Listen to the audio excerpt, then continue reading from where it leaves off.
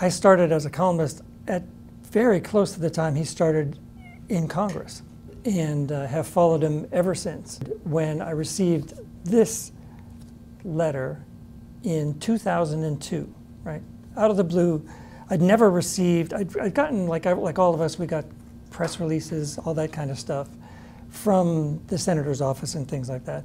But I'd never gotten a card that had his name on the back and seemed to be something different out of the ordinary. So I opened this thing up, and it's handwritten, right?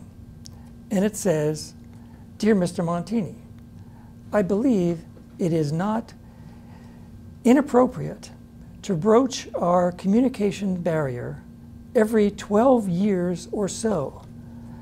I enjoyed your column on Sunday, John McCain." And I thought, that is really cool, and it's also odd because it was so specific. It didn't say broach our communications barrier every couple of years, every now and then. It said every 12 years. So I'm thinking, okay, it's 2002, 12 years, 1990.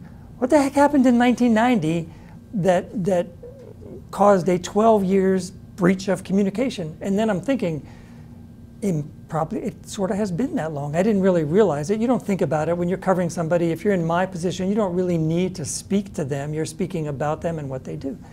So I went back and back and back and back and back, and I found that in 1990 was when the US Senate was hearing confirmation hearings for Clarence Thomas, the Supreme Court nominee. And Anita Hill was about to testify about Clarence Thomas and the problems she had with him at the EEOC. Arizona's two senators at the time, Dennis DeConcini and John McCain, both came out before Anita Hill testified and said they believe Clarence Thomas. They trust the nominee, right? So I wrote a column that said, geez, these guys must have some kind of special ESP. They've called this woman a liar even before she's had a chance to testify, right? So the next day I pick up the phone and somebody is yelling at me like from the get-go, "You have slandered me. You have called me a liar. I did not call her a liar." It was Senator McCain. He goes on and on and on and on and on.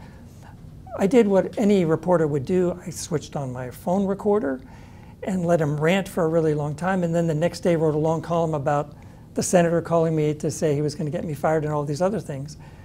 And that became the beginning of what was a 12-year breach in our communications.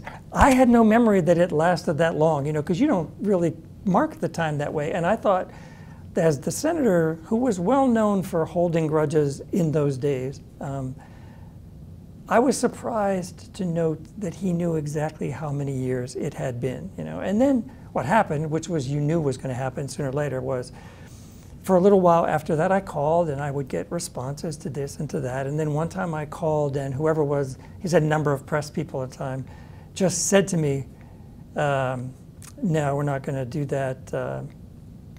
You got another 12 years.